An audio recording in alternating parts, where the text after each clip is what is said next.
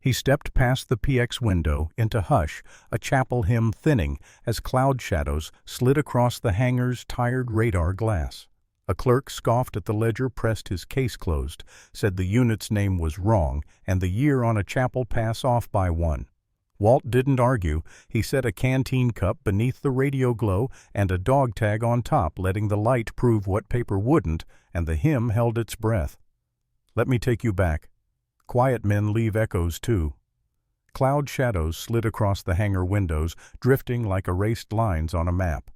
The old radar glass caught a pale stripe of light, then let it go. Dust hung listening. Walt Greer set his palm on the steel doorframe and breathed in the cold of Bavaria, 1946.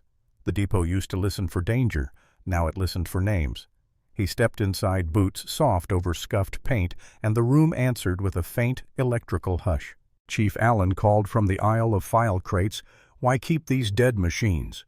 Walt's mouth tilted just a little. Some things stop flying only on paper. A gentle ping rose from the console. No signal, only a habit.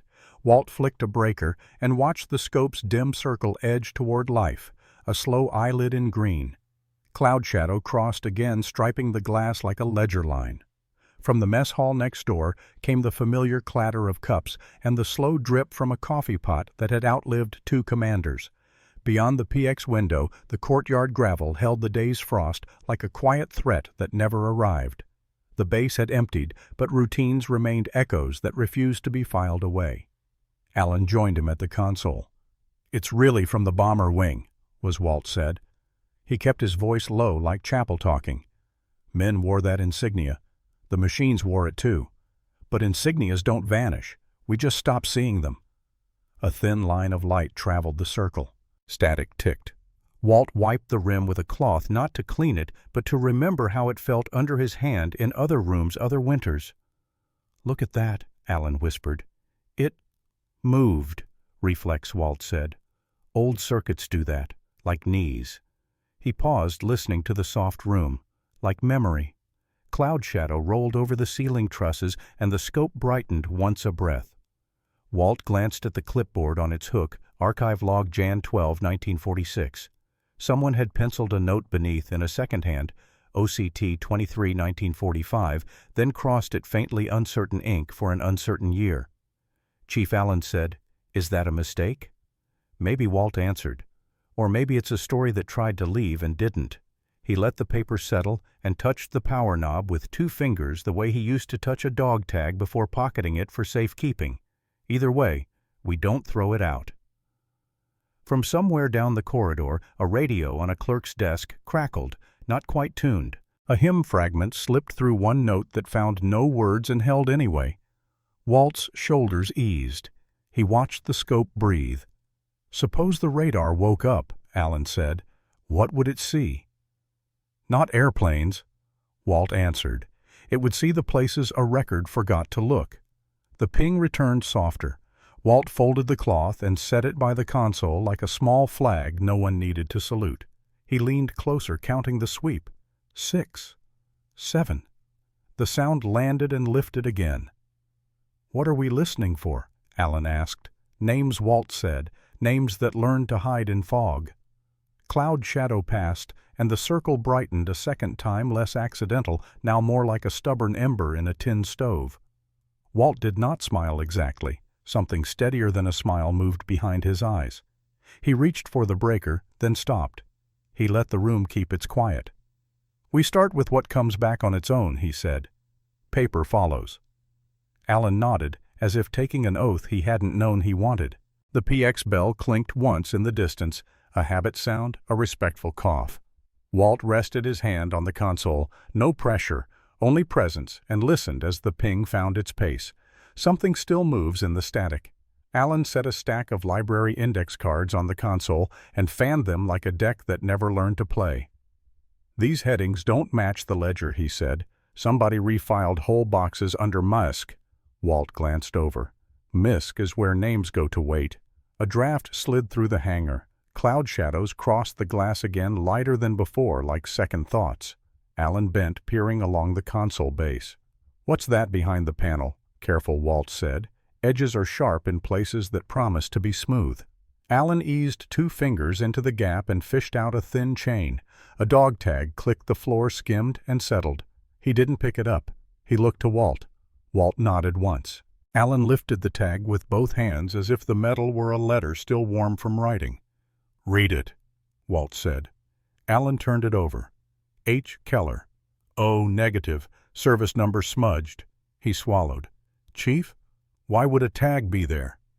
"Because someone thought silence was tidy," Walt answered. He wrapped a cloth around the tag, not hiding it, steadying it. "Or because someone planned to put it back and forgot how." Footsteps approached firm and unhurried. Captain Helen Morrison stepped into the doorway with a folder under her arm and a Red Cross parcel label peeking from the jacket pocket like a bookmark. "I brought the medical summaries you asked for," she said. "They don't agree with the operations reports." Walt gestured to the bench. "Disagreement is this depot's first language." Morrison opened the folder. 2 dates for the same evacuation. One stamped Oct. 23, 1945, one written over as Jan 12, 1946, and neither accounts for 5 aircrew listed missing. She looked up. "Your wing." Alan placed the wrapped tag on the table. "We found this in the console." Morrison's voice lowered. "Then there are more pages than we've seen." The radio on the clerk's desk clicked retuned and let through a few quiet bars music without a name. Alan breathed with it, counting, then exhaled. "Captain, the index cards are wrong too. They filed people under equipment." Morrison traced a line on the parcel label with her thumb, then slid it out. "This label is from a relief kit," she said, "but someone wrote a service number across the margin. That's not standard." Walt wiped the console face with slow circles cloth over metal memory over habit. He wasn't polishing. He was making room. "They didn't vanish," he said. "They were filed under silence." Alan met his eyes. "So we changed the filing." Morrison nodded. "One record at a time. It's slower than a rumor, but faster than forgetting." A cloud passed. The room dimmed, then brightened. Alan turned the dog tag in the light. "If we log this under medical, it disappears again." "Library case," Walt said. "Front and center. Then we cross-reference to the radar logs and the parcel numbers. We let the names speak from more than one shelf." Morrison lifted another report. "There's a clerk's mark here. Initials look like KH. It shows up where the 5 aircrew go missing." Alan frowned. KH like the tag. Walt listened to the room. Could be. Could be a habit of letters that found each other. The air stilled. In the pause, dust drifted like slow handwriting. Walt set the cloth aside and leaned close to the scope. Alan pulled the box marked Returns. "Captain, keep the medicals open. If a name tries to move, we follow." Alan stood the dog tag soft in the cloth like a small bell that refused to ring. "Chief, what if the machines wake up when we do this?" "The machines aren't dead," Walt said. "The records are."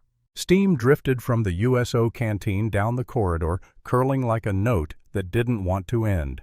Someone tuned the barbershop radio 2 rooms over, news weather, then a voice reading community notices in a patient tone. Morrison spread 3 folders on the bench. Radar logs, medical abstracts, V-mail unsent. Alan set the dog tag beside them. H. Keller keeps coming back. Walt eased a small canteen cup from a supply drawer, the kind that remembered more hands than any ledger. Light from the radar scope slid across its curve and came to rest like a breath held and released. Morrison tapped the first log. Here KH initials in the margin. Same clerk's hand as the TH2 dates. Same hanger stamp. Alan leaned in. Cup's got marks. Look, engraving's faint. Could be HK or KH depending on the angle. "Hold it to the scope," Walt said. Alan lifted the cup into the green wash.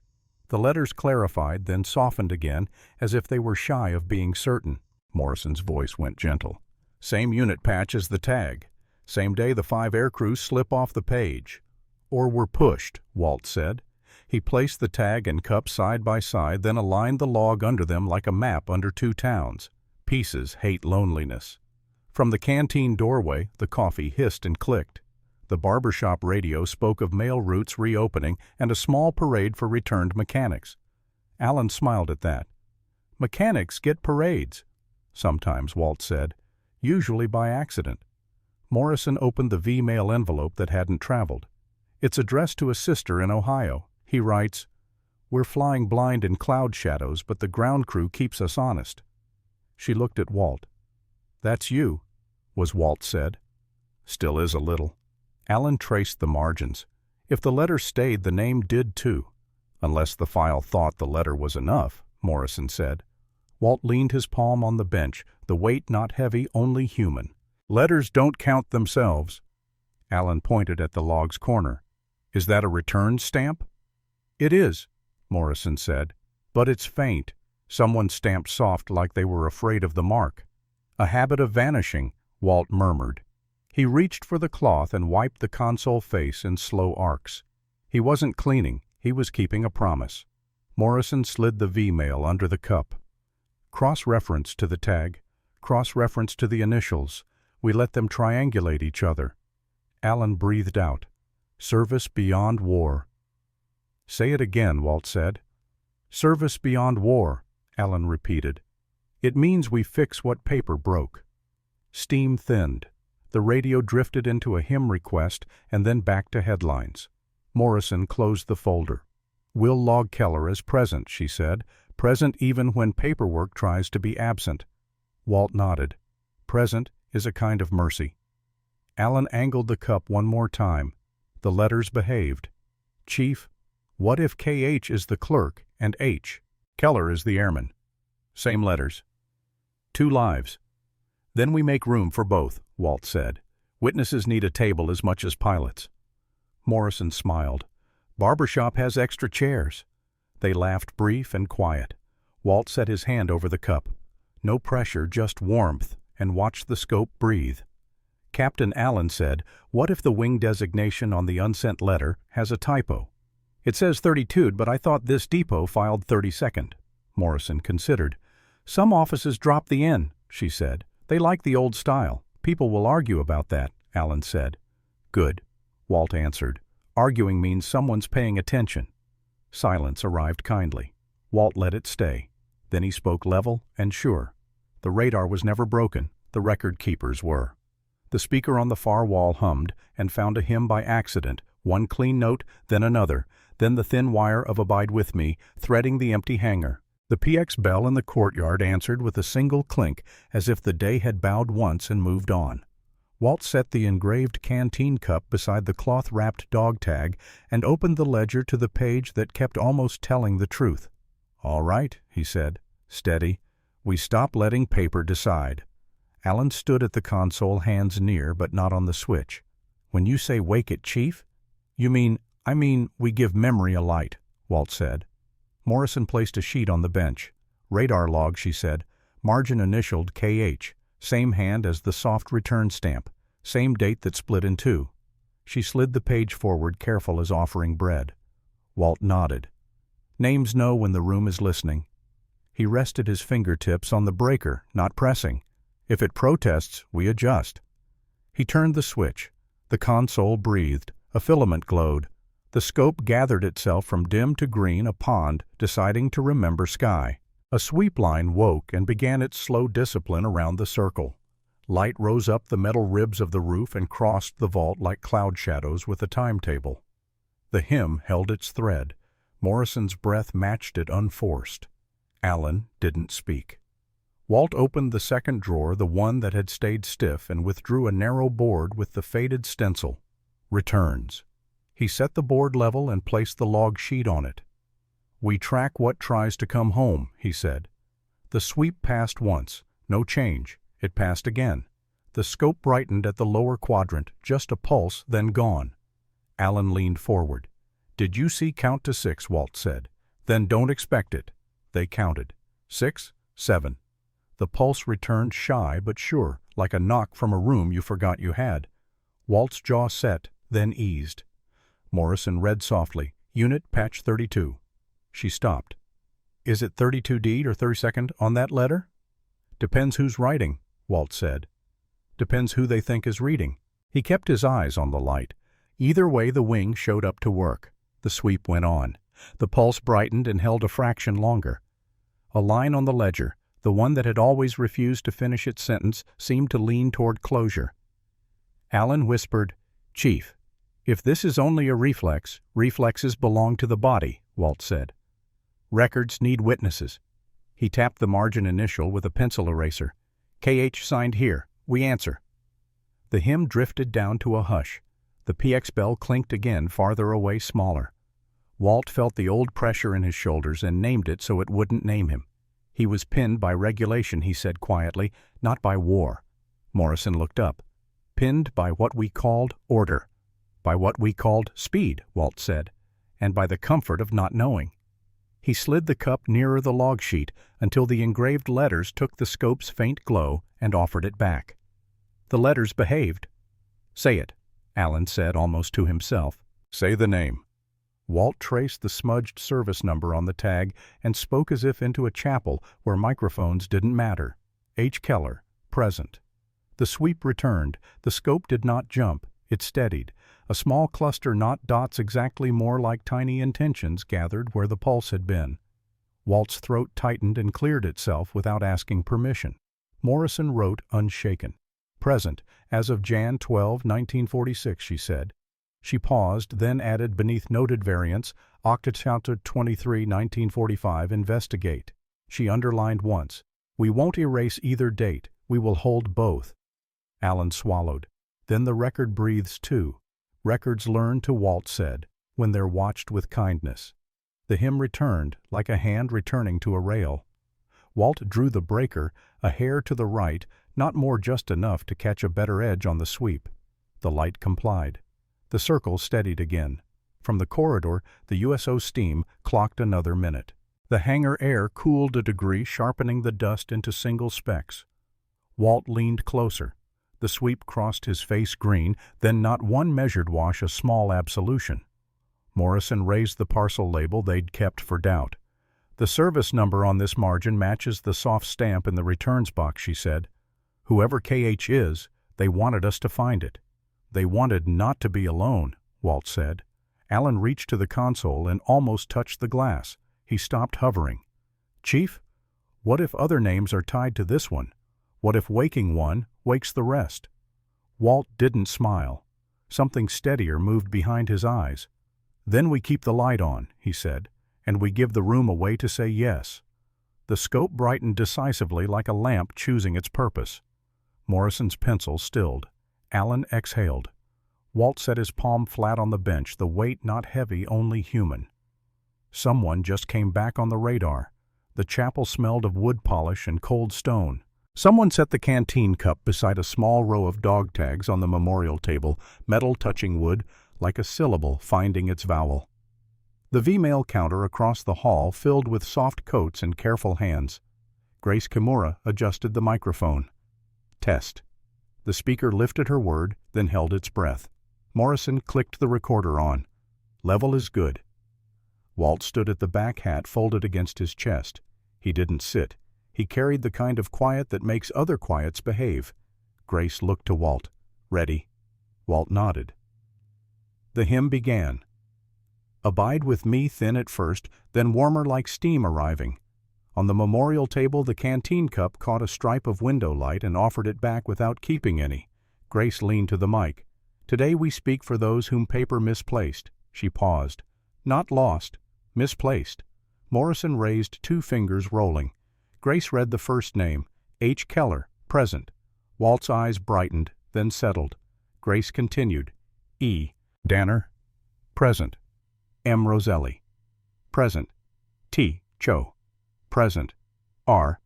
Alvarez, present. The chapel lifted each word to the rafters and laid it there without apology. At the V-mail counter, a clerk whispered, "Do we file these letters after the service?" Another answered, "We file the silence first." Morrison changed reels, steady as turning a page. "Signal is clean." Grace glanced at a penciled note.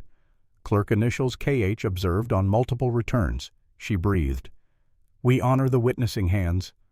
A woman near the aisle squeezed a parcel label until it softened. "My brother spelled his middle initial 2 ways," she said, half to herself. "The old forms forgot to choose." The hymn thinned to a single note and held. Walt bowed his head. The note kept holding. It asked nothing. It proved everything. Grace spoke again, slower. Where the ledger wrote October 23, 1945, and the stamp wrote Jan 12, 1946, we will not pick a side against a name. We will hold both days until truth arrives. She looked up. We are not judges of memory. We are neighbors. The crowd near the counter shifted, not restlessness but relief, finding a chair. Morrison leaned toward Walt. Do you want to add a line? Walt shook his head gently. This part belongs to the radio. Grace continued. S. Barrow. Present. I. Green. Present. J. Hahn. Present. F. Ortega. Present. A. Novak. Present. A young private whispered, Do we say present for the clerk too? Another answered, We say thank you and write it where everyone can see. The hymn's last phrase rose to the long rafters and stopped just before landing as if asking permission. The canteen cup brightened and faded with the window clouds. The same slow tide from the hangar, now gentle enough for a room full of names. Grace rested her page. If you hear a name you carried alone, she said you do not have to carry it alone anymore. Walt blinked. The wet did not fall. He let his breath arrive, then let it go. Morrison lifted the microphone closer. Final line. Grace. Grace nodded. She touched the cup with 2 fingers. No pressure, only presence, and faced the room. When you speak a name aloud, she said, it stops being lost. The library display case glowed softly in the late hour. Inside, under glass, the canteen cup and the folded V mail letter shared a quiet shelf. Beside them lay a tag labeled Returns 32'd Wing, handwritten but firm. The chapel lamp next door burned low, its light moving in the glass like a heartbeat, deciding whether to stay. Walt Greer adjusted the microphone in front of him. The radio station had closed for the night, except for him and the engineer who didn't mind staying late. The hum of the transmitter filled the booth like breath in a sleeping room. Morrison watched from behind the glass partition. She mouthed, "Ready when you are." Walt nodded. His reflection overlaid the library's cases beyond, as if he were speaking to the artifacts instead of the airwaves. He leaned toward the mic. "This is Technician Walt Greer," he said, voice steady, gentle, reporting one final entry for the record. He paused. The red light blinked once, steadying itself. Tonight, he said, the radar scope in Hangar B shows a continuous line, no gaps, no missing returns. It's not a signal. It's a promise. The names are present. He looked down at the cup he'd carried in. It caught the lamplight again, same as it had in the hangar weeks before. He didn't keep the cup. Walt said softly, he kept the promise. The engineer adjusted a dial. Static folded away. The voice stood alone, clear. Outside, clouds thinned until the chapel's cross was visible against the dark. The radar at the depot still ran on its slow sweep, one measured breath at a time. Morrison stepped to the booth doorway. "Chief," she whispered, "that's the last transmission." Walt smiled faintly. "Not the last one they'll hear." He pressed the final key, sending the message through the quiet frequency they'd repaired together. The console light dimmed, then held a faint, steady glow, no pulse, just presence.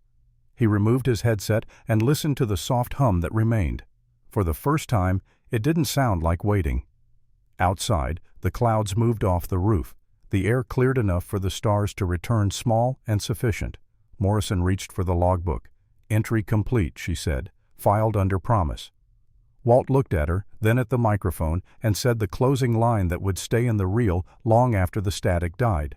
Justice was a quiet frequency, you just had to tune in. The radar pinged once more, slow and sure, then faded into the same silence it had promised to protect. The library lights dimmed to their night setting, leaving a hush that carried the faint ping of the radar across the compound, slow, certain, unhurried. Behind the glass, the canteen cup caught a thread of choir light from the chapel next door, a quiet witness to every name they had restored. Morrison brushed the case clean her sleeve, leaving a clear square of memory. Kindness never asked them to change the world. It only asked them to keep the light steady. The record had become its own radar tracing, not aircraft, but remembrance. Each sweep finding someone once thought vanished, but only misfiled by time. He stood at the doorway, hat against his chest, listening to the transmitter fade into one steady note. Justice was a quiet frequency, you just had to tune in.